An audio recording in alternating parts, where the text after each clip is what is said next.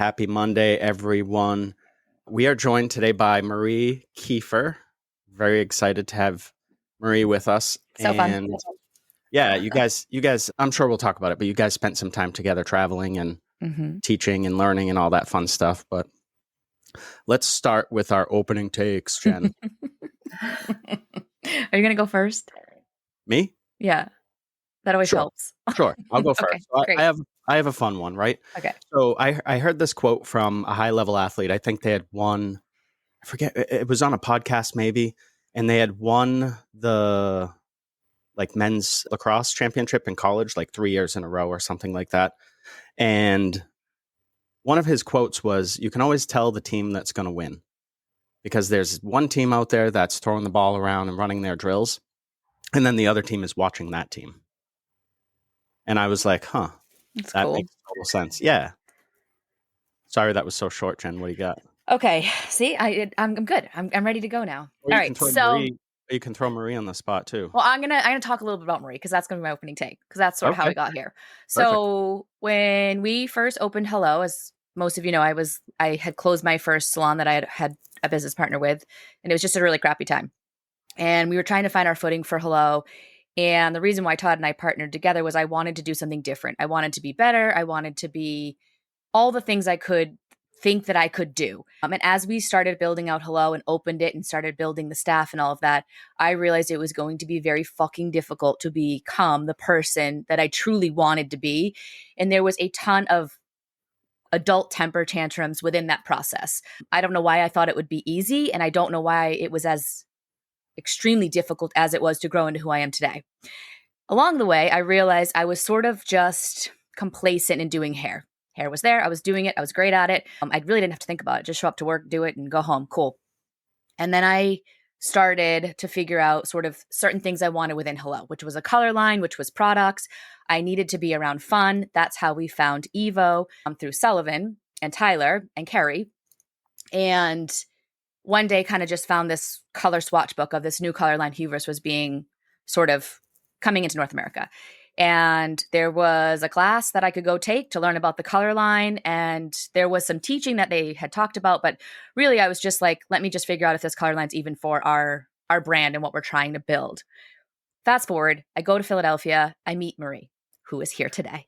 And what I didn't realize is that I needed a mentor or somebody to kind of kickstart my journey. And Marie did that for me. It got me to look at Marie and I was like, I want to be like Marie. And I hadn't really found anyone that I was like looked up to. Like, I want to be like this person. Like, they come into a room and they have a presence and people look up to them, but they're fun and they're not taking themselves so seriously and can offer so much guidance.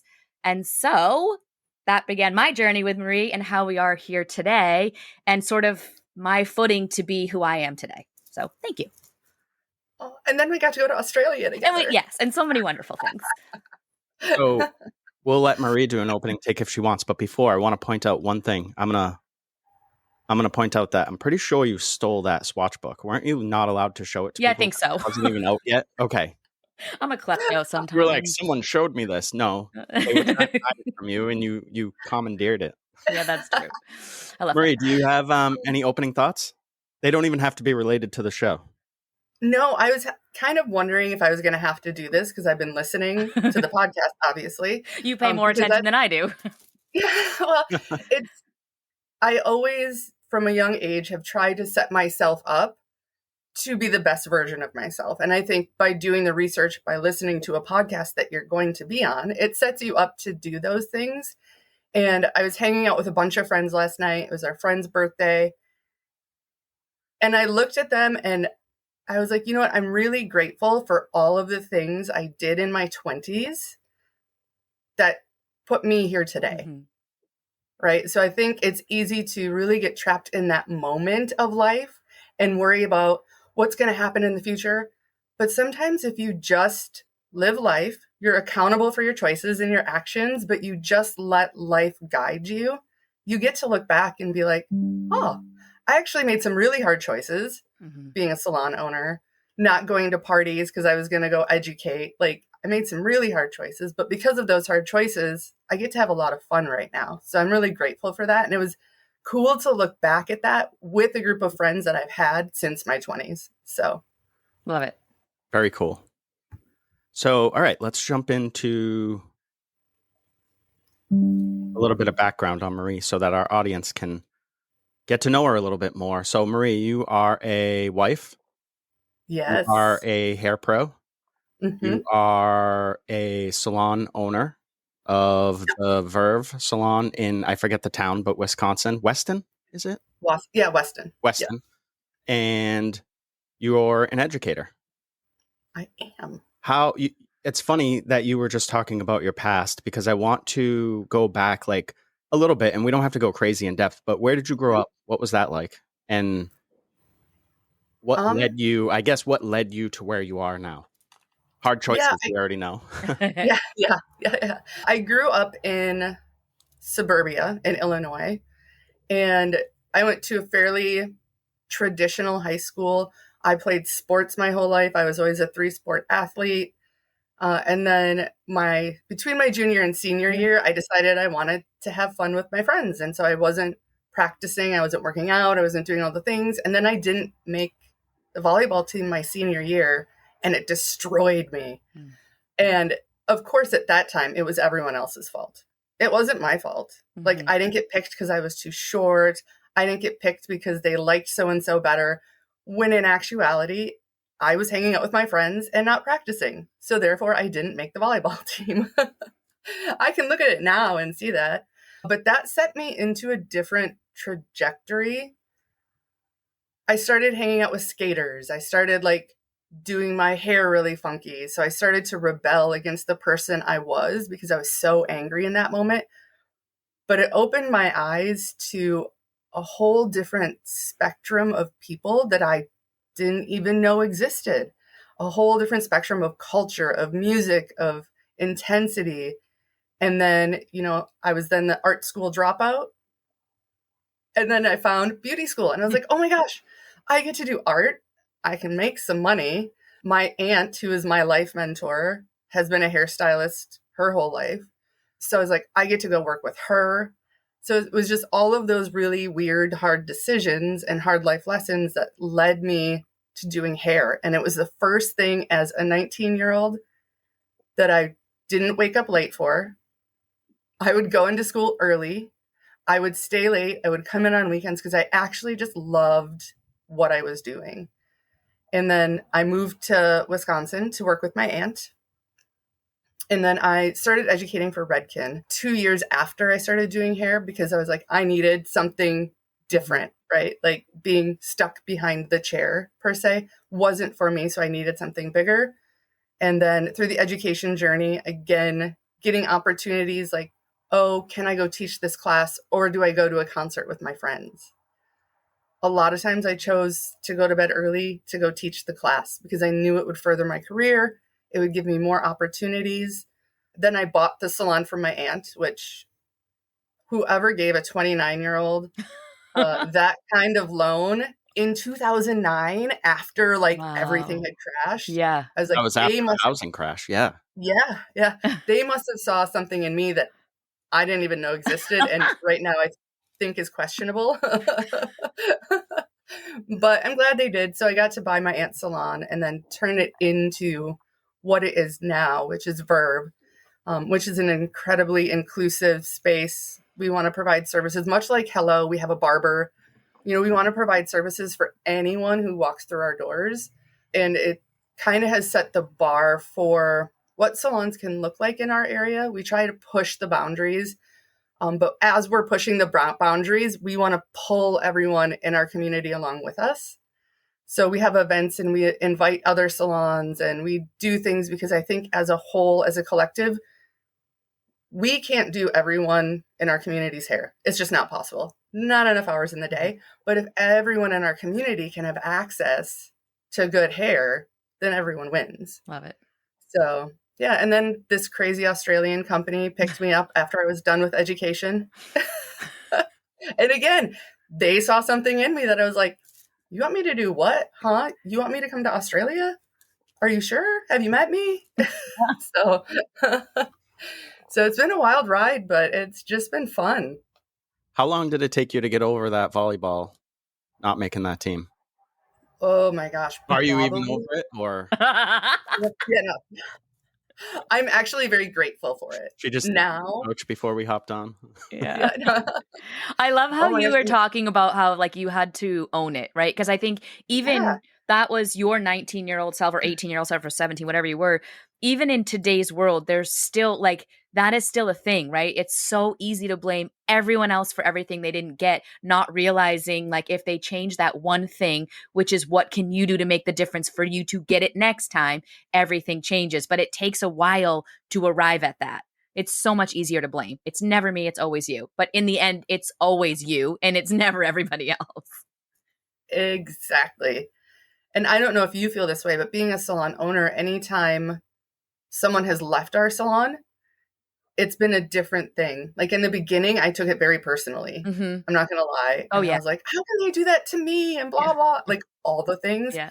And now I'm like, but wait, they're probably doing it for themselves. And you're just an afterthought. Yeah. You know, most of the time they're not doing it to hurt you or to be spiteful. They're just trying to do what's best for their life and to move on. Yeah. And, you know, so allowing people to lead with grace that's also a huge trajectory. Yes. And oh my gosh, all of the feelings that are ridiculous, but we have them. Yeah. Yeah. I was just saying to Todd, we had a few things recently, like anytime someone's left now, I'm like, okay, are we doing enough? Whatever. We kind of relook at what we are. Are we still operating here? You know, it's a good self-check. Same thing. I think we talked about this last week. Bad reviews come in. I used to be floored. Like I literally would be crying. I probably couldn't get out of bed, whatever. And now I welcome them. Like, again, it helped Todd and I have hard conversations if we need to, or sometimes they're just stupid reviews, but it all of those things help us be better and arrive at a better salon owner, whatever we need to be better in the industry. And I look at them almost, I don't know, they don't bother me at all. I actually like enjoy them and I feel better because of them. I always look at those reviews, those reviews that come in, and I don't struggle with the 1-star reviews. I think, I don't know, just my background maybe, but I worked in restaurants. When you worked in restaurants, we're sticks and stones, right? But I look at it as an opportunity to communicate with our staff. And I look at it as an opportunity to let our staff know that no matter what, we have their back first, and then we'll figure it out, even if they mess something up, which is rare. Because usually if you've made an honest mistake, we can fix it. Usually people reach out, and it's those people that just fly off and they're like, I didn't get 100% of my way. I can't handle that. It's those people that give us an opportunity to have conversations. Like after this last one, I went to the staff member and I said, hey, just so you know, that's not a reflection of you. That's a reflection of a person. And it's a reflection of one person's snapshot of one moment in time. The fact that they wrote all that and really mean stuff about you is about them. It speaks about them and where they are at in that moment. It doesn't force you to be in that moment with them or even accept it. And she was like, oh, wow. Okay. So, I kind of like them because you can leverage. There's a lesson in everything. It's why I asked about the volleyball thing. If Marie didn't go through that lesson, she wouldn't be the same person that she is today. So those things are definitely important. I would still be a 5'5" person thinking that I should be playing collegiate volleyball. Yeah. Love it. No, and I love that you said that, Todd. There is opportunity in everything. And I think it's only because the three of us collectively have had so many experiences in life and have so much experience that we can say that. Yeah. So when I'm working with young stylists, it's like you said, helping them to figure out that this is an opportunity and I'm still going to wake up tomorrow. My husband's still going to love me. My dogs are still going to lick my face. All of those things are still going to happen, even though I got this 1-star review. Right. So, and that's what's so great. And your team is so fortunate to have the two of you help mentor and guide them through these phases of life. You have to let them experience it. Yeah. But you can be their sounding board and you can be a platform for growth for them. That's really cool. That part I do struggle with because I said to Jen, I was like, who attacks? It was Gianna on our team. I'm like, she's like the sweetest person. I don't get it. And I was like, attack me. Like someone attack me. You know what I Yeah. mean? Don't go after our team. And then I was like, all right, get over it, Todd. You're making this a little bit about you at this point. You can't be the world's bodyguard, you know? But I don't like, I guess when people start, I feel like it starts to get into like bullying Yeah. a little bit when you're calling someone out specifically. You know, I need help Well, there. you crushed it with your response to that review. So it was I'm quite just fantastic. sarcastic with the replies. So It was great. this is what you want to put out. This is what you're going to get back. Yeah. It was wonderful. That's your choice. I have a question real quick because I think this is true, but I maybe I'm making this up. Don't you have a dog named Bowie? I do. Yes. So I thought so because we have a dog named Bowie. All right. I was like, I think we have that in common. So I just had to, I don't know, shout out to dogs named Bowie. We might have Yes. to get some pictures and we can put them up on social media. So fun. Oh, yes. Yeah. I have two pit bulls, Bowie and Jagger. And they're both female dogs, but my brother, it did his head in. He's like, why did you give your female dogs girl or boy names? And I was like, actually, Bowie and Jagger are surnames. So there are plenty of female Bowies and Jaggers running around. Yeah. And I was like, and names don't have a gender. Yeah, what does it matter? It's a series of letters put together that we say from our mouth and it makes a sound. And we need cool names for dogs, so. Yeah, exactly. And it sounded cool. So Yeah. So, Marie, you wanted to talk about communication. Yes. I think that communication is, I mean, if you don't have communication, there's not much else. No. So, what are your thoughts on that, or where do you want to go, or how do you want to bring that into helping whoever's listening? Who's listening in Japan? Hey, yeah. Konnichiwa. No. I love it. I have spent majority of my career speaking in front of people. Well, actually, all of my career. Because as a hairstylist, that's really what we are, is a communicator. You know, we have a client who's sitting in our chair for a set amount of time, and we have to use the words that we know, the vocabulary that we have to try and come to an idea together of what their hair is going to look like. We have to have that understanding. And yes, we have visual tools, we have swatch books, we have pictures, but I think there is such an art form to being able to articulate an idea so that you can almost paint the picture with your words for that client, because that builds trust. Mm-hmm. If they're looking at an Instagram picture that you didn't do as a hairstylist, the client can still question whether or not you can actually do it. But if you can really paint this picture with the words that you use, with how you say them, because here's the other thing, we're so used to talking to screens, as we're doing right now, that we forget that we have a whole bunch of muscles in this thing called our face that can tell half of the story for us. You know, it's like, we say this at Educator training because I get to mentor educators also. If you say you're excited about something, be excited about it. Like, let the people know you're excited. You know, let them feel that emotion and use all of the different dimensions of communication to clearly construe the objective that you're going to reach. I want to give you this really great bob. I want the longest points in the front to just graze the outer corner of your lip. I want you to have a really curved face frame to show off your cheekbones and to open up that area of your face, lifting up, making you look younger, making you look brighter, making you look happier, more alive. And then in the back, I want to create this really beautiful head-shaped silhouette where you have roundness at the top and it collapses in at the nape. So it swings and it moves and it's just gorgeous. Like, sell it. Yeah. I want that. Use your words to paint that picture. And I think it's an art form that we're losing because a lot of our communication comes from our thumbs. Yes. we're like dee, which is not a bad thing. It's just a new tool that we haven't had in the industry. So I think a lot of young stylists are afraid to do a consultation because they don't know how to communicate in that manner to make their client feel comfortable and confident with them. And I think too, because of that fear, I see this with services, consultation, the whole thing is they rush through it.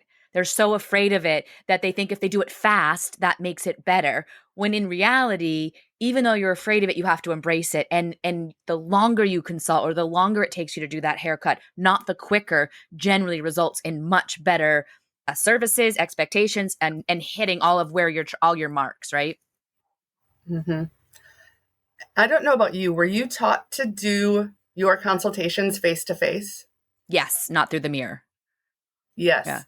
That's another thing. And I think because a lot of people are videoing the consultation and they're putting it out for social media, I'm seeing everyone only doing consultation through the mirror. Yeah. And it freaks my new stylists out when I tell them to turn around because we have plenty of space that they can sit in front of the client, like on the station. Yeah. We have little stools that our staff can bring over. Yes. And I even find myself, there's times I'm talking to the mirror, I'm like, hold on. And then I come around and I'm like, all right, what's going on? And I just like kind of sit there because it's just, you need that. That's, the mirror creates a buffer. We're not actually like really communicating, right?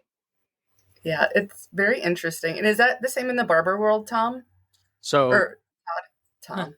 That's okay.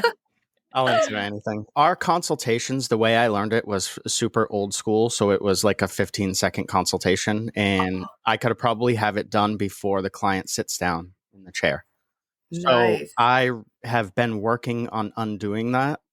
So luckily I don't have as long of a background. So I don't have forever to undo, but it's still like 5 years of, is this the right way? So now basically what I'll do is have a conversation and I force myself, have a conversation with the person, even if it's not about hair, and I don't even put the cape on them.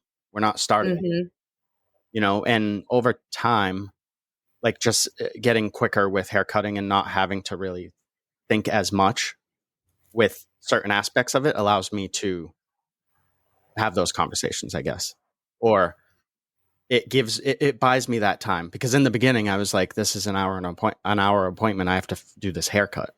I don't have time to like talk because I have to figure out what I'm doing and I have to think about it. But as we go through, those hour haircuts take like 30 minutes now. So I have extra time and I think I've, found a clientele that appreciates that too, for sure. Yeah. And that's the thing, like anything that we talk about from our perspective is just that it's our perspective. So some people may not agree with what I have to say about consultation. They like doing it through a mirror, whatever. Cool. If that's working for you and your business, please, please, please keep doing it. But as you said, Jen, if you're a young stylist and you're struggling with some things, like that's the time to try something different. Right. The definition of insanity. We all love it. We do it all the time. Yeah. One of the first lessons that Jen taught me in hair was about creating connection. And so when you can do that, I think you can solve a lot of problems. Like especially a newer stylist is looking for clients. They want to build a clientele. If you can form a real true connection with somebody that sits in your chair and not just, so we're going lighter, you know what I mean? Stuff like that. Then it shows that person that you're invested in them and that you appreciate them. And then they're more likely to come back. And then now you have a clientele. Mm-hmm. Yeah, because we all it's that easy. It's so simple. Just do that, people. Well, because we all live in communities. And even if you're in New York City, generally your salon has a community of about a 10-mile radius. Like that's where you're generally pulling people in from.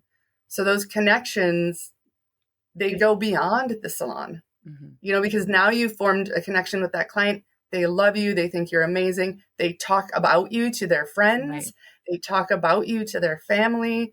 They support your business. You support their business. So these connections that we're making are so imperative and they go beyond dollars. Absolutely.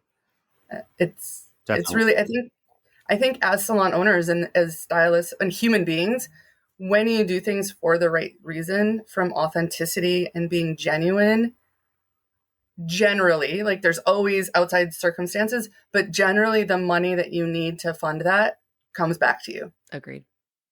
So, and I find so many people who are hustling so hard, but they're only hustling after the dollars, that they're always hustling.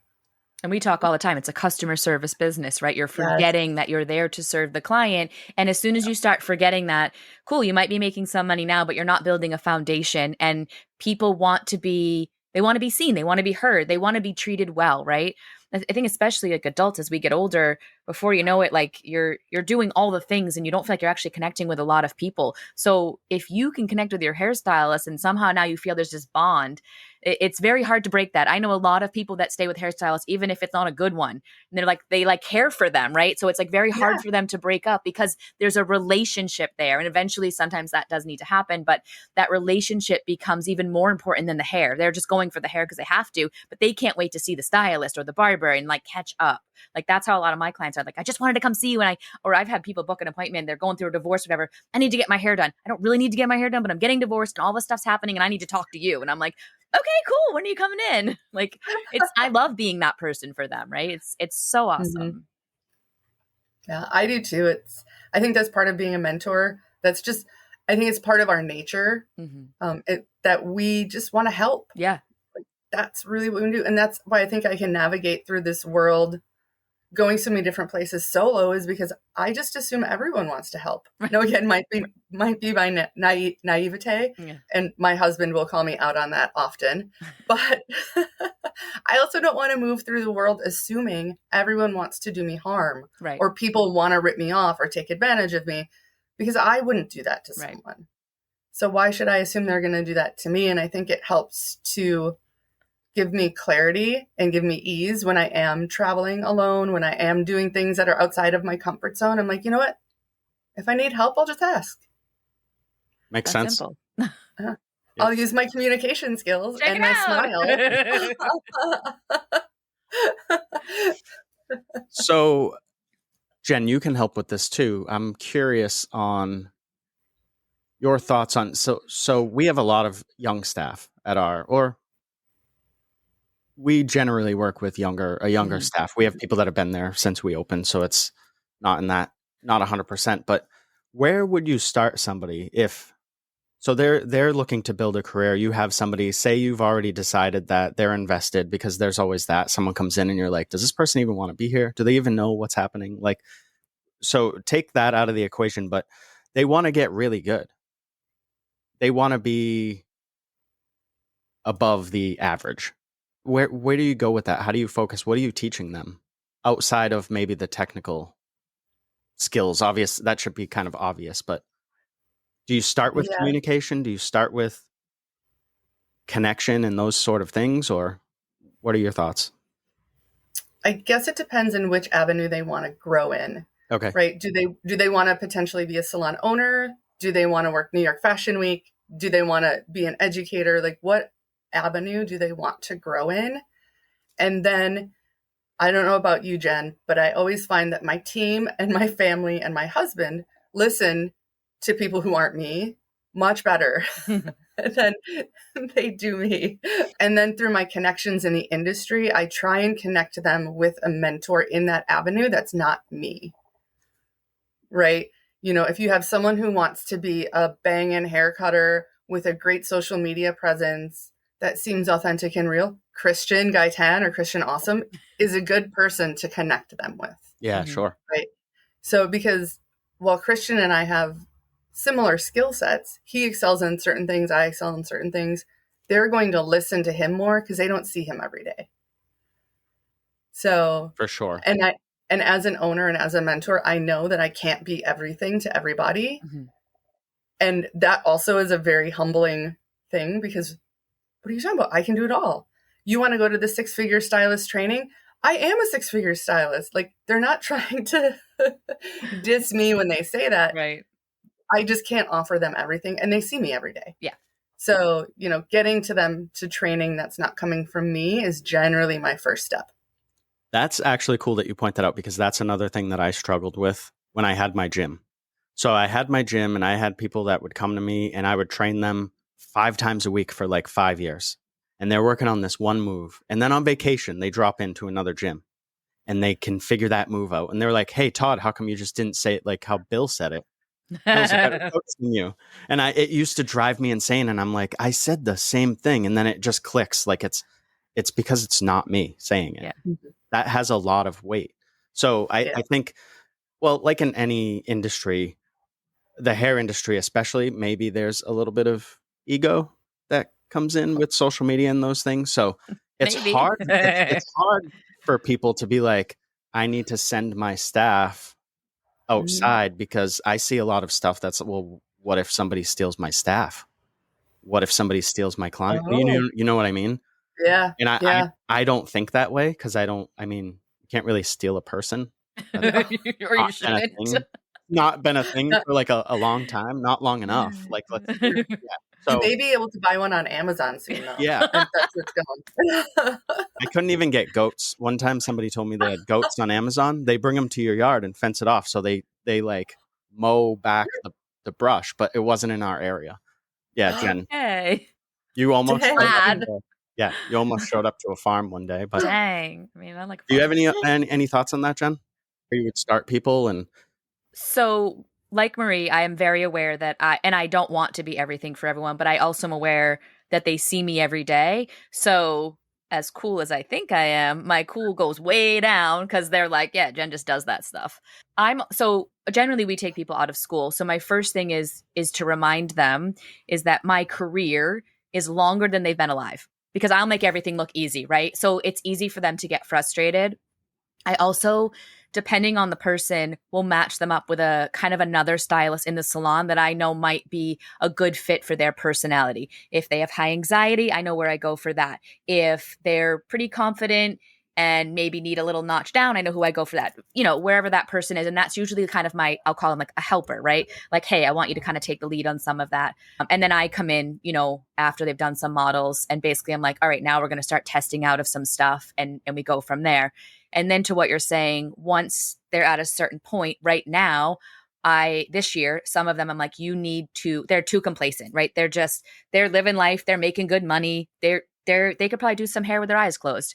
So I'm like, you're getting pushed this year. We are now in September. So some of them have done nothing. So basically I'm like, you're signed up for this class and you will go there. Like Hello takes care of it. So you just need to be there. And they're like, oh, okay, I'm going. Or like this Wednesday, I'm like, I picked 3 people. I'm like, you are learning a new skill. You've said you want to learn some stuff with extensions. We're going to meet. We're going to do this. And whether you decide to do it or not, I don't care. But I need you to get uncomfortable. Like it's time. Mm. So sometimes there's a push from me, but I know them enough that they're ready for the push because they could sit here and just be that same thing every year and they'd be fine for a bit. But part of, I think, when you're in a commissioned salon is that you get the pushes, you get someone to help lead you, you get someone to make you better or at least hopefully inspire you to be there. And it's fun to do that too. And then like you said, and then I pick kind of what classes I think are good for them because I never want to waste their time. That's how I feel as an educator. When I go in, I have a family. We have so many things going on. So if you're going to take the time to listen to me and let me teach you some stuff, I want to make sure there's a lot of value in that.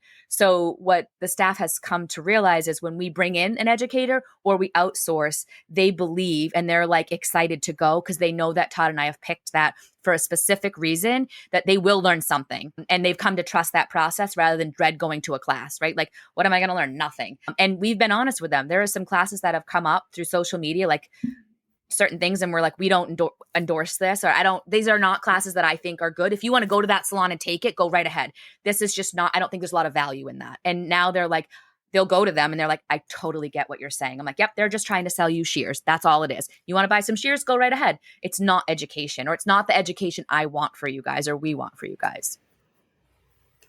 That's a really tricky platform to navigate right now is education. Mm-hmm.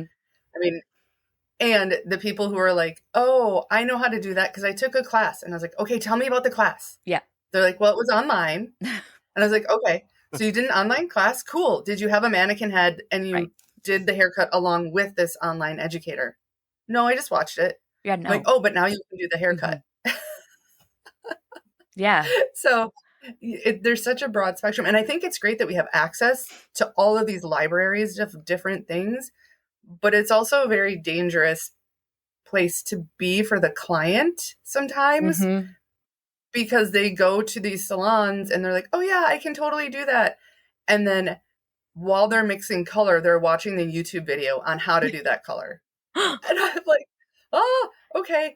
YouTube University strikes again. But I go back to everything as a tool. Did I just cut you off, Marie? No, you're good. So I just go back to everything is a tool. So Yeah. like I love YouTube and Instagram and all that stuff. It's super fun. You can find inspiration there. But then like what you're saying, that inspiration is not enough. No, you have to practice. You have to practice that and get in reps. I remember when we first started, we would have people like you could bring in a model and just, kind of do whatever. So people would try new techniques and things like that. And I'm like, should we've toned that down, but should you be trying things for the first time on your client? I don't know. Like that's not for me to answer, but we don't do it that way at our salon. We have a bazillion Right. mannequins in our salon at all times. Just Yeah, like even when I show them stuff, I'm like, don't do this right now. I'll help you. And then we'll practice it on a mannequin after. Like, and they're like, yeah. Okay, got it. Like, yeah. Our staff Yeah, is receptive to that, but Yeah. in the beginning, it is challenging too because with social media, there are so many. Like I always make fun of them, but gurus out there that are showing you, here's how you take your business to the next level. Here's what you have to do. Here's how you do this haircut. Here's how you run a business. Whatever, all this stuff, and it's overwhelming, and it's also easy to get stuck in the echo chambers. It's easy to get stuck in. Well, this is the way to do it because look, 50,000 other people said so. Right. But these are just people. These are just people online. Yes. Everyone has a different circumstance and and you also, a big thing I know for Jen and myself is you have to have some sort of why. Are you just doing something because it looked cool on Instagram? Because if so, go ahead, get it out of your system. But if you're trying to like better yourself, let's talk about this. Let's figure this out. Let's at least make it yours. Mm-hmm. Right. And I think in order to make anything yours, you have to have that core foundational skill set that you can then tailor to make it yours. Right. Right. There are certain rules in life. If I hold a pen up and I drop it, it's going to fall down. Like gravity is a constant. And I think in our industry, there are a lot of constants, whether it's the color wheel, whether it is elevation and graduation and haircutting. There are so many constants that you really have to own and understand before you can make something your own. And I feel like we have a lot of individuals with good intention who are super creative, and they themselves can knock out amazing haircuts, amazing hair colors, do amazing things with extensions. But when you ask them to explain it or communicate it back to you, they can't do it. Right. So it doesn't make what they're doing wrong, but it also doesn't mean that they should be then teaching other people or saying, this is all you have to do and you'll get X, Y, Z. So, it's like, okay, cool. Tell me why that happened. Why did that color turn out the way it did? How did you get there from point A to point Z, all of the steps in between? And when they can effectively communicate that, then okay, that's the person I want to teach my staff, or that's the person that I want to follow. Jen always brings up rules. Jen, you talk about rules a lot with our staff. And if you want to break a rule, you need to start with a rule. So you need to understand the foundations, which is what Marie is saying. And understand why that rule is in place. Like I talk about that even when I teach, when people are mixing things and they're just like, oh, this is how I mix it. I'm like, okay, well, do you understand when you change that mixing ratio, what you're doing to the hair you're lightening or whatever? And they're like, I never thought of that. I'm like, okay, so I don't care how you want to mix that bleach mixture, whatever you want to call it, powder lightener. But I'm going to tell you what's going to happen when you change and you move outside of the ratio, so that then you can change other elements so that you're getting the same lifting process that you want. And they're like, no one's ever explained it to me like that. I'm like, well, you're welcome. Here we are. Like, I don't have a lot of followers, but I can teach you a lot of stuff and make it really fun and make you mindful, like really think about what you're doing and why you're doing it. So like what you said, like learn the rules, like, then break them after. Same thing, like if someone comes in and they want to start foiling, right? I'm like, what foils are you going to use? What comb are you going to use? What clips? You're going to use only those right now. Like, we're not going to be like, oh, Framar has new foils. Now I want this now. Because I need you to use certain tools over and over again so we can see what's not working well. And you're not going to blame the tools, right? I got to work with you. Mm-hmm.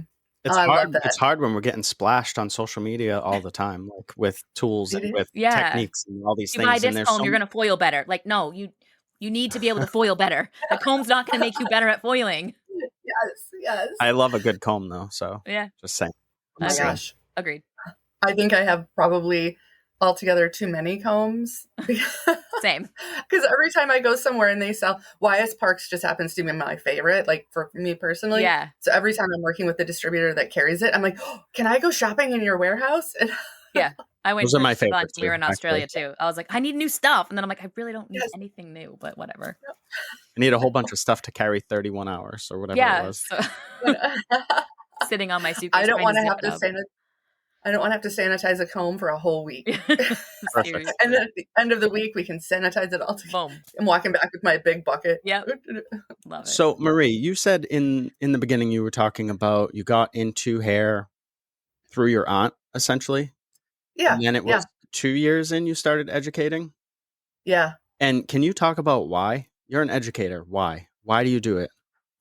Just to get famous on Instagram or just to get likes? No, I haven't gotten there yet. It is because I feel like my whole life, whether it was my volleyball coaches, whether it was my beauty school teachers, my art teacher, my aunt, I've had really good mentors that could help me become a better version of myself.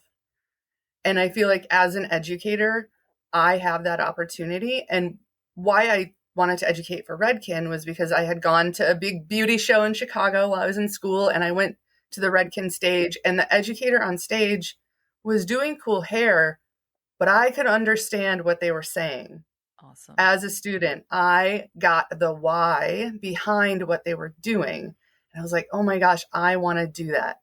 Yeah, being on stage in front of all of those people was kind of cool and kind of appealing to me at that moment. And as a young educator, I'm not going to lie, I would go teach classes and all of the students would come back, or all of the hairstylists would come back and say, oh my gosh, you're so easy to learn from. You're so relatable. And at 25, I did not want to be relatable. I wanted to be cool. And I was like, why are they not saying I'm cool? I just want them to say I'm cool. And I didn't realize at that time that being relatable and easy to learn from is the coolest thing you can be as an educator. So good. But I really wanted to share my passion for this industry. I love hair. I love doing hair. I love the creativity, but I love the connection and the relationship that we get to have through our career, and the opportunity and impact that we have within our communities through individuals that sit in our chair. Like, I can tell all my clients about the cool new restaurant, so hopefully they go support this cool new restaurant. Mm-hmm. So it's this whole web of connection that we have, besides being super creative, and I get to have tattoos and pink hair. So it's great. bonus. Yeah. Love it. Yeah. I think the being relatable, that goes. I think where a lot of educators struggle, from what I've seen, these are, again, my experiences in hair, is that they forget that it's not about them, that it's about the student or about the attendee or whatever you want to say, about the ticket, holder. It's about the person, and how can you connect with that person, and how can you make their career better? How can you give them confidence, or how can you give them a new skill set, or how to hold a tool a different way to help with whatever. Like, I think that's where I struggle with a lot of the education that's in the hair world, because we've been in classes and it's, I don't mind an intro. I obviously want to know who I'm learning from, but a lot of times I get these like backstories and I'm like, I didn't need that information at all. What is happening right now? I don't even know why I'm here. At that point too, now I've started to tune out, and I'm like, just show me your stupid haircut so I can leave. You know what I mean? Like, and it's because there's no, that I don't feel like I'm getting anything. This isn't for me. This is for somebody to feel good about themselves talking to it. That's what it feels like. Sometimes it's even like a vent session. And I'm like, I don't know. Yeah. Or therapy, or the educator goes off on this tangent that has nothing to do with anything. And they're just sharing their thoughts on the industry. And I'm like, I thought we were here to learn about these combs or whatever. You know what I mean? So. Yeah, it's an interesting space that we live in. And all of us, myself included, we are all very self-contained in the way we think about ourselves, the way that we use our cell phones, the way that we use technology. And I think a lot of educators are getting their start by teaching to their phone. So a lot of educators who are now getting platforms, may not have a lot of experience actually talking in front of real people.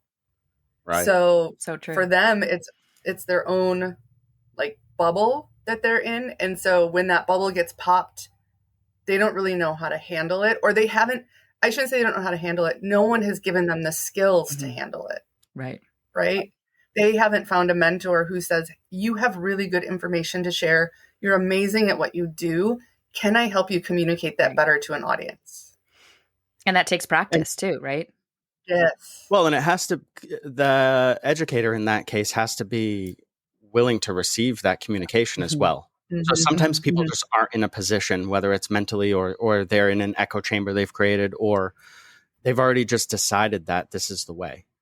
And people have to, unfortunately, I think, Marie, you mentioned it earlier, like you have to let people go through their things, even if you know, like we've had people, this isn't not to do with education, but we've had people like say, move on from our salon, who we've been like, that is likely a mistake for this person, but we have to let them go. We can't, what are we going to do? You know what I mean?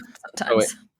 Sucks. It sucks sometimes because you can sometimes see clearer. And Jen, you always say, I can't want more for you than you want for you. That took me a couple years ago to discover, because I was pushing and I'm like, I want more for this person than they do. We'll have to wait till they arrive at that moment and then I'm ready for them. Right. Yeah, for sure. I think it might be a good time to jump into a little bit of accountability, because that kind of rolls into that. And that was one of the other topics that Maria and I had touched base on. Yeah. What are your thoughts, Marie? This goes back to the volleyball thing. It does. 100%. 100%. I mean, for me personally, my life is all about analyzing what I've done and how I can do it better, because I want to hold myself accountable to being a better version of myself. And it's not always fun. And I think we shy away from accountability because it doesn't always feel good and it can be terrifying. I feel like human beings, we navigate out of fear for survival. Like that's just how we're wired, right? Our ancestors had to be afraid of lions because they would kill them. So then they would tell everyone about the lions because that was a danger. But they didn't tell everyone about the monkeys that they had a good time with because it wasn't a danger. So I think we're wired to recognize things that can harm us and things that can make us feel bad. And I know for myself, living in that emotion and living in that feeling and just letting it be there and letting the icky set in, and then I can be accountable for it and move on. And the icky never has to come back. Right? So when I'm accountable for a bad choice, so, let's say I had a client and I wanted to go out with my friend. So I rushed through her hair color service, and I know it wasn't up to my standard. I can let her walk out of the salon and just sit and resonate with icky. Or I can look at that client and say, you know what? I either need to fix this tonight or I need you to come back the next day, because here's the situation. I rushed through this because I want it to be somewhere else and I don't like the way this looks and I want to make it right. So I could go hang out with my friends feeling icky because I let my client leave with not great hair, and that icky is going to live for a long time. Or I can deal with that icky really fast and really hard with that client, and then I can fix her hair and it's over with. I can then move on with the rest of my day, and I don't have to sit in that feeling and dwell. Thank you. Good word. Yay. But it's really weird. And I know through my life that I have so much control over what my life looks like. And I think people are afraid of that too, because when I recognize that I can actually control my health to a certain extent by the foods I eat, oh, that's terrifying, because now it's on me. I can't blame anyone else. I know if I eat that bread, I know it's going to happen to me the next day. But I can't blame a pill or a doctor for feeling bad the next day, because that's on me. So that control can also be frightening, because then that means that you have a control over a lot and your choices are your own. And how do you handle that? I love that. That's a huge thing that I worked on with people when I had my gym, was just trying to show them that these are your choices. So yes, you're making the choice to come to the gym, but you also need to change. You brought up food. That's a Mm-hmm. great one in this circumstance. Like, you also need to change what's going on, what's going into your mouth, and what you're doing. It's like, you're coming here for, about an hour a few times a week. If you're really somebody that's focused, maybe you're there 5 times a week. So that's 5 hours. How many are the rest of the time? Like, what are you doing Yeah. the rest of the time? Right. Because we talk about also repetitions and an honest effort. We talk about that a lot with our staff. You're not going to just do the thing one time and offset, 35 years of bad habits. Mm-hmm. So and once somebody recognizes that they're in control, I think that opens a lot of stuff. Mm-hmm. Like, anybody listening, even if you're just starting out, you're out of school, like, you control what were you telling somebody, Jen, about an interview process? You were like, it feels good to be picked, but also make but you sure need to- you're picking. Yeah. You have to Yeah. pick back. back. Don't Yes. just be picked, right? Like, do you like it? Because it does feel good, right? Like, everybody wants to get picked. We all want to be Mhm. liked. course. Well, it's Of just where it's course. at. But I always say it when we're interviewing people, like, if we choose this path, make sure you're choosing us back. Like, again, that honest effort, so we can at least start off in a good place. And that can change, but in the beginning, don't just pick me because I picked you. Like, come on. Yeah, our onboarding process, the whole first week of their employment, they don't touch a head of hair, they don't do a massage, they don't do a facial. They're just really seeing the honest workings of the salon business, Yeah. how we navigate as a team, getting to know our personalities, because then we can have a conversation and say, do we feel like the right fit for you? Right. That's how we are. We have them shadow come in a few different times for that Yeah, exact, it sounds like it's same very thing. similar. Yeah. Mm-hmm. Yeah. Yeah, because people have to realize that it's their choice, and it's their. So right now, it's really their choice. I feel like everybody is willing to take a stylist on. So Mhm. if you have all of these choices, that's your first thing. And another thing that, Jen, is interesting that you talk about is that you used to think that, like, changing salons was a negative. Oh, yeah. Like, you can't go work somewhere, and then if it's not a good fit, you have to, like, stay there, because if you Right. leave, it looks bad.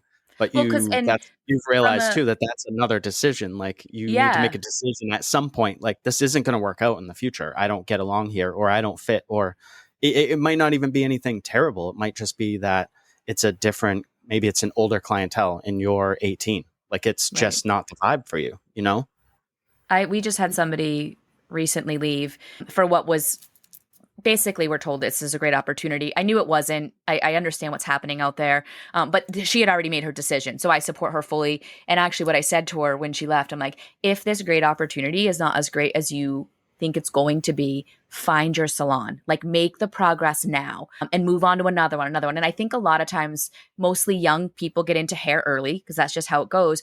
And then you have your parents in your ear that are like, you can't just switch jobs this many times. You're never going to make it. You have to find a job and stay there, because that was their life.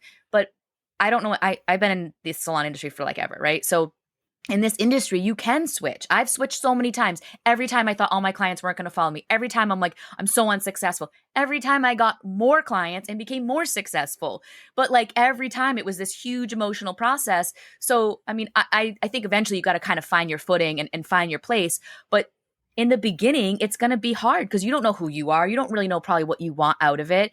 And I think there's a lot of salon owners out there that lie. And I don't think they do it intentionally. I think they want to offer you all the stuff. And when it comes down to it, they're just not able to. We talk about this. Like, I wish those owners would just offer 2 things they can actually offer to a stylist, 2 great things, then start and build from there. So a lot of times these young professionals coming out are, getting offered all this stuff, and they get in that salon and it's smoke and mirrors and none of it's real. And now they feel like, because their parents are like, you need to stay somewhere. So they're trying to make it work. But in a creative world, you can't just make it work. You got to find the place that really like inspires that creativity. Then you're good to go. I was in a meeting. I don't know why I'm leaning in. Like, don't tell. I mean, you made me lean in too. I know, Look at that body language. Gotcha. Communication. So Yeah. I was in a meeting where I heard these lies, And I was like, I cannot believe what I'm hearing. But I heard a salon owner one time that was like, you want to go to Europe? I'll send you. You want to go to China and do hair? And I was like, can you even, what are you talking about? Like, Yeah. I don't know what's happening, but it was just a person that was trying desperately to just seduce people, basically, to stay at their salon, thinking, I guess not thinking ahead, like a week or a month. Like, what happens when the person's like, hey, I want to go to China now. You said you were sending me. Yeah. Like, what does that look Uh-huh. like? You know? That salon closed, by the way. Yeah. Did close. There's Big only shock. so many things you can do to help people.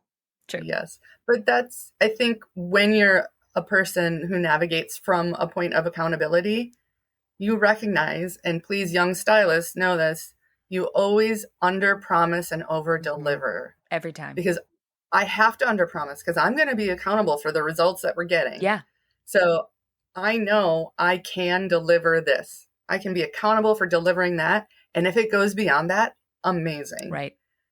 I think we're rare on that one because we're the same way. People come in like, do you get a lot of walk-ins? No, not really. Like, it's going to be an uphill battle, and be ready for that. And then they look at, they're like, oh, okay. I'm like, it's just honest. Like, and maybe there's a lot of walk-ins that month. I don't know, but here we are. But I think most salon owners don't operate from that sort of like under promise, over deliver, because again, like you said, they're desperate, Todd, or you didn't say desperate, but a lot of people need people. So like I said, I think they're not coming from a bad place per se, but they're trying to get people to work at their spaces, and it's not under the right pretenses or under an honest effort from the owner. Yeah. When you're the owner too, you might, like, I have seen some malicious things, like where I'm like, those are lies. That's not true. Don't fall for that. But taking that out, when you are the salon owner or any business owner, when you look at your business, you see it as something completely different than everyone else is going to see it. Right. You look at it and you're like, how is everyone not here? This place is awesome. You know what I mean? And you should. We are the coolest. We are amazing. And you deserve to feel that way. Owning and operating a small business is not for the faint of heart. No. It's just not. And I know that right now the trend in the industry is like everyone wants to be their own boss and all this stuff. And I've talked plenty about that stuff, but I think that you have to operate with integrity, and you have to be able to sit down. Jen and I talk about this too. Like, you have to be able to sit in your own business with a cold eye. It's very difficult to do, and be like, where can I improve? What am I missing? Where can I improve? What am I missing? And just look through, like, just watch a day as not the owner, but maybe even a client. Again, it's really hard because you're like, this is awesome. Who picked that color? I did. So good. You know what I mean? But it's important to be able to reflect on that stuff, because that is a form of accountability right there. Yeah. Yeah. And it's so funny you say that, because I feel like my salon team is amazing that we have, but I don't know that I sit in my space and say, this is the coolest place ever. I'm always looking at like, oh, I think we should change that. I think this is getting outdated. I think so I'm always coming at it from that perspective. Yeah.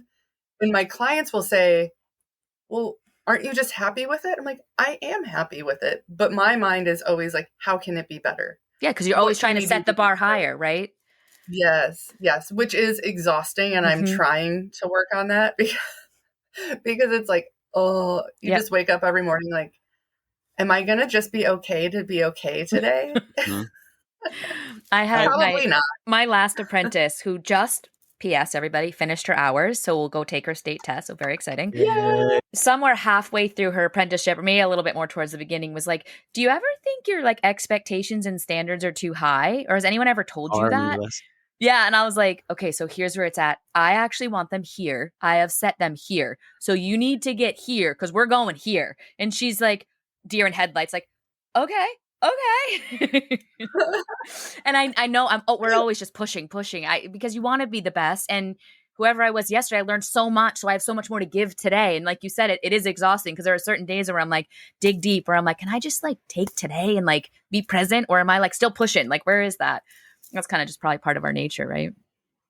I think, yeah. And I think that's why we are where we are. Yeah. Right. It's, I talk to clients or people I haven't seen in a long time, and I tell them what I'm doing with Evo, and I'm like, it's still mind-boggling that I have this position with an international brand and I live in Wausau, Wisconsin. Like, I'm like, it's so interesting that I can do it from this place and from where I am. It still like blows my mind that I was able to achieve that. And then I was able to push myself to that level. Mm-hmm. So like not wanting to be the status quo. I'm okay saying that I'm not a typical hairdresser and I'm not a typical business owner. And it took me a long time to say those things, to realize that I am different, but that's okay. Mm-hmm. It's not a bad thing. Yeah. And I find I have a lot to share and offer with people, whether it's skill sets in hair, whether it's life skills, but it's because I have that experience behind me that I can lean on. Mm-hmm. I think that's tough for a lot of people. That's another thing that I struggled with my gym was that I was a CrossFit affiliate and I didn't want to be, if that makes sense. I wanted to do it, but I wanted to do it my way. And a lot of gyms were opening and they were basically cookie cutter versions of whatever gym you came from because it was the same thing. People would go, they would take a 2-day class and now they're a coach. So they can open a gym. And they didn't work on those skills at all, but here we are. So everything started to look very similar. And I would get people often that were like, you're not open on Thanksgiving because that's what you do. And I'm like, well, I know that's what every other gym does, but I'm choosing to be with my family. You know, like that's, and I was like, it's okay to be different. And I had to tell myself that over and over again, because otherwise you're just doing what everyone else wants you to do and not what you want to do. And what's the point? It doesn't sound fun at all. I had a young stylist come to shadow us. They're in the cosmetology program. And she's like, I love doing long hair and I love doing blonding and I love doing balayages. And I was like, oh, that's so cool. And I'm like, can I give you one piece of advice? And she's like, yeah, I would love that. Learn how to cut short hair really well. And she looked at me and like you could tell it wasn't just her jam. Like she's like, I don't want to do that. I'm like, but if you can cut short hair really well, then you can cut any you hair. can pretty much do anything in our industry. But that's like difficult, and I don't want to do that part. That requires work, and a lot of it. Yes, it does. And hair cutting is what built my clientele. I'm known in education for color, and I do great color work, but I also cut hair really well. You know, so having clients whose haircuts would grow out, and they'd be walking around town, and they're like, "Oh my God, I love your hair. Who cut it?" You know, that's what built my clientele, was doing the haircuts. You know, right now, social media is chock full of beautiful balayages and extensions and all of that. But don't be afraid to be different. That will make you stand out. I love Twiggy, the model. I love her story. In a world of models that all look the same with their long hair and all of this, she goes to Vidal Sassoon and gets her hair cut all off. And that propelled her. Amazing. Because she was different. Yeah. Right? She took the risk and took the leap and maybe had a drink or two before she got the haircut. Probably. One doesn't know. But I think it's that mentality and not being afraid to be different that actually will push you further in life. Agreed. It's easy to just kind of hide behind everyone else, right? But the Yes. standout is how you get there. Yeah. Did I miss anything? I have a couple of quick questions, if you don't mind, Marie. Oh, let's do it. I love it. Okay. So, like rapid fire quick, or? Right? Like no, you don't have to rush. rapid fire slow. It's up to you. I know we have a class at some point, Jen, but we get time. I'm here. So, you talked a little bit about an entrepreneur, how you got into that. Why are you an entrepreneur? Why are you a small business owner? To provide jobs for stylists, to provide spaces for my community to go for haircuts. The fact that we actually have a barber and we have stylists that can work on every texture of hair comfortably and confidently, to provide a space in my community where our queer community is welcome and celebrated and feels safe, and to just provide the average human being with the opportunity to feel better about how they look. So I really am a business owner to provide. Cool. Like it. What would you like to see changed in the industry? If you could snap your fingers and one thing is changed automatically, what would that be? To have a kinder sense of community. You mentioned it a little bit with the competition. They're going to steal my staff. They're going to do this. They're going to do that. We are so powerful as an industry when we come together, and we have the potential to create such astounding things. Hairstylists are amazing people. I love hairdressers. And I think if we could come together with more kindness and with more grace for one another versus that competitive nature, I think we could do really great things. Agreed. Yeah, I like that one too. So this is sort of like a two-part. What's your message for, I guess we'll go A, people starting out in the industry, and then B, maybe somebody that's been in the industry that's feeling like what's next or feeling kind of stuck?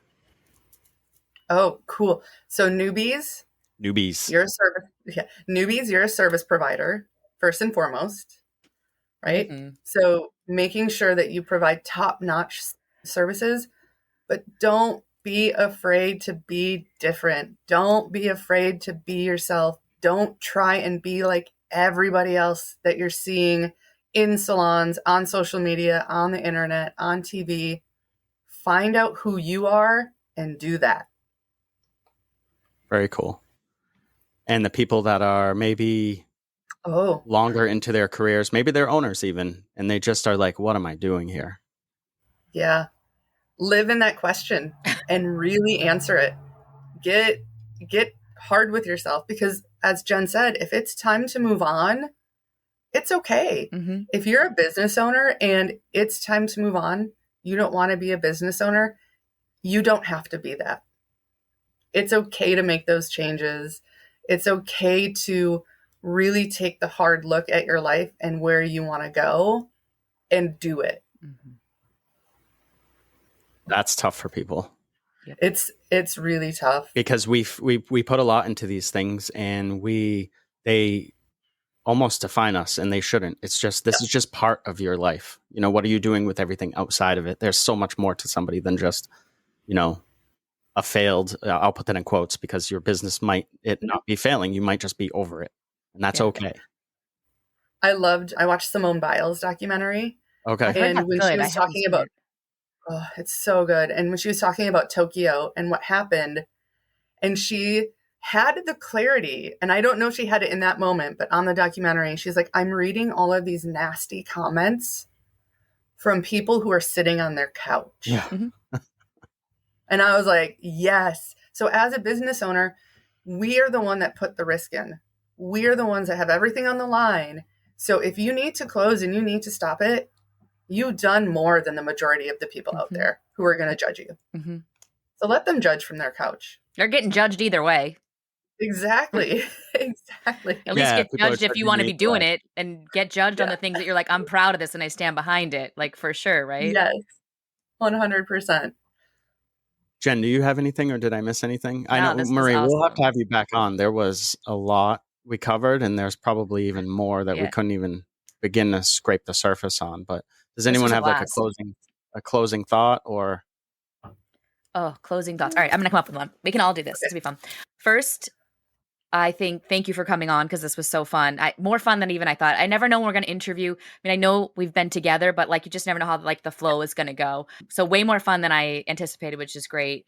As I said in the beginning, am so happy our paths crossed, because I truly like have become a person because of meeting you, and are just doing so many things, and like having somebody in your adult life you feel like believes in you and is like, you can do this, and I can see these things in you. And we do that as leaders in our businesses, but like I felt that from you, and it, I guess, got me to be like, I can do more. I can do this, and I'm going to push to do this, even if it's uncomfortable. So thank you for that. And hopefully some of the stuff we've talked about today maybe helps somebody out there push to be their better self too.